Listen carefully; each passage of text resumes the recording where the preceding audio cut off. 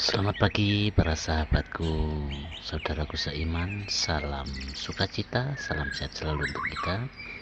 Marilah kita siapkan hati dan pikiran kita untuk mendengarkan firman Tuhan. Tuhan beserta kita, sekarang dan selama-lamanya. Inilah Injil Yesus Kristus menurut Matius bab 20 ayat 20 sampai 28. Dimuliakanlah Tuhan.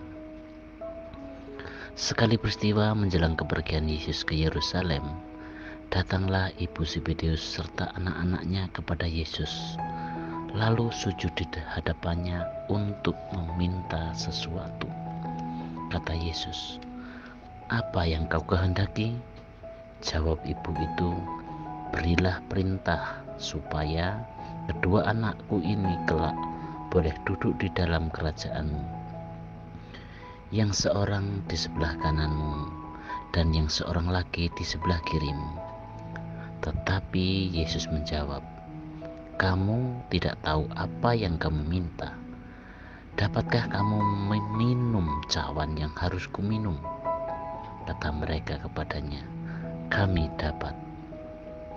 Yesus berkata kepada mereka, "Cawanku memang akan kamu minum, tetapi hal duduk di sebelah kananku atau di sebelah kiriku, Aku tidak berhak memberikannya.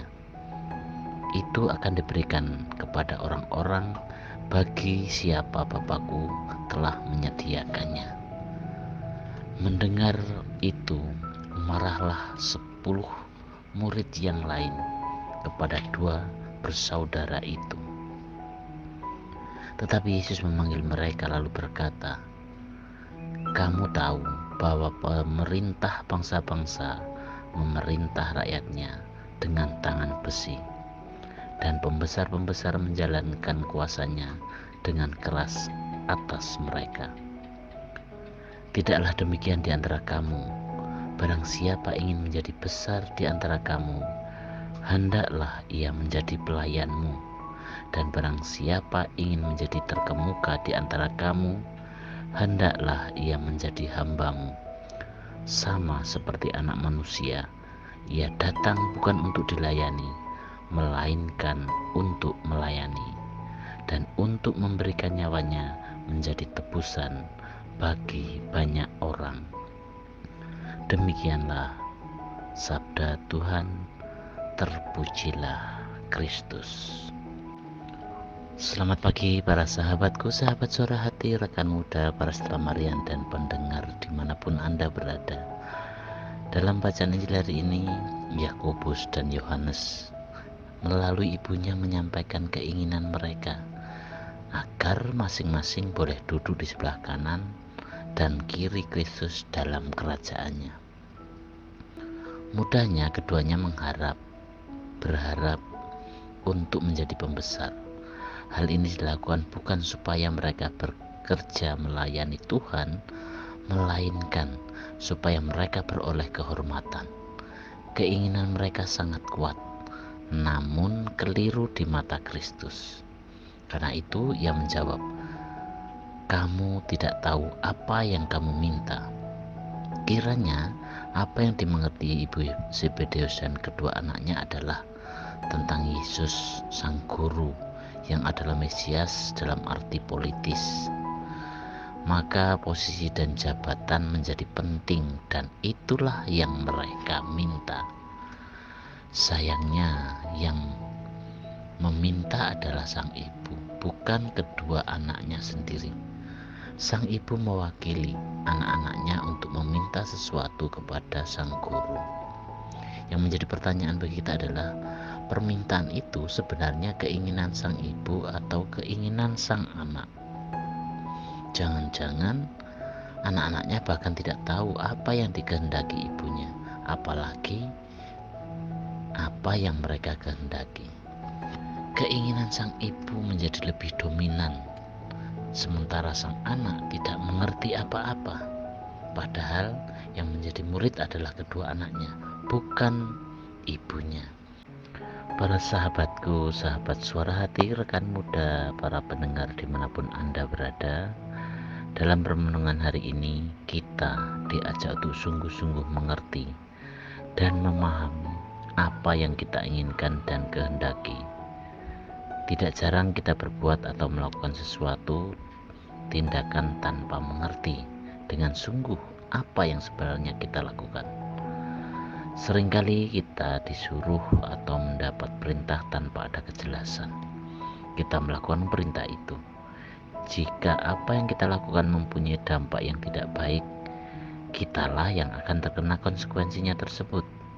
Selain itu, jika kita bertindak tanpa mengerti, apa yang kita lakukan tidak maksimal, hanya sebagai manusia perintah saja.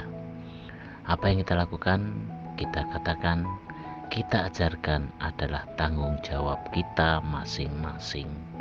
Maka jika bertindak tanpa memahami di mana letak kita bisa bertanggung jawab atas tindakan itu, tidak mungkin orang lain bertanggung jawab atas apa yang kita lakukan.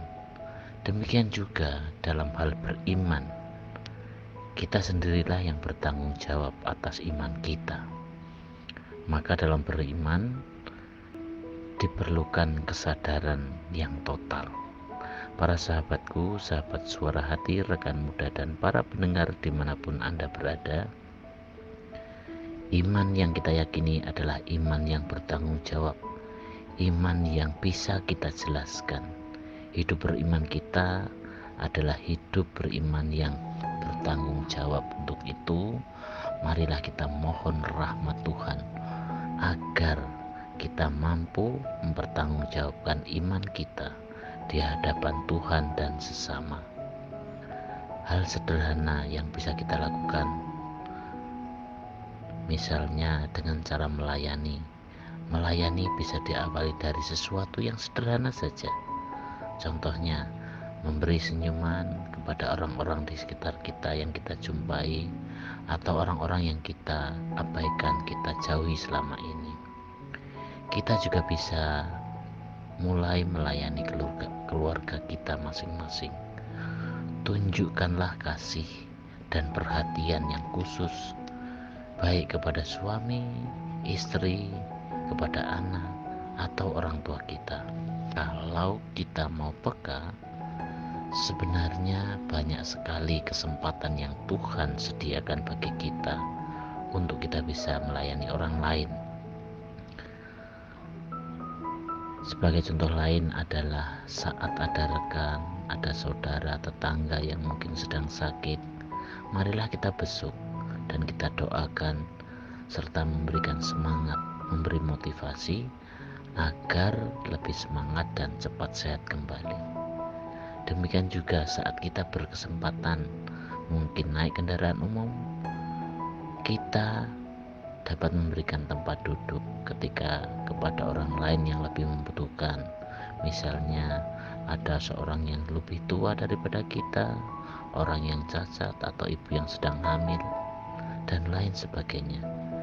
Ingat, perbuatan kecil yang kita lakukan dengan hati yang tulus akan bisa menjadikan berkat bagi kehidupan orang lain. Itu artinya melayani. Lakukan dengan tulus ikhlas, tulus hati, karena orang akan mengerti bahwa kita itu dengan sukacita melayani mereka. Demikianlah permenungan kita hari ini, dan marilah kita akhiri dengan doa. Dalam nama Bapa dan Putra dan Roh Kudus, amin. Bapa yang penuh kasih, Engkau adalah Allah yang Maha Baik, yang telah memberikan hidup bagi kita semua.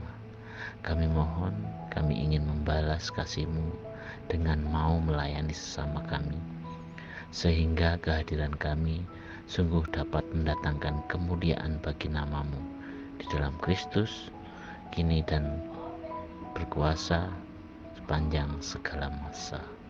Amin. Dalam nama Bapa dan Putra dan Roh Kudus. Amin.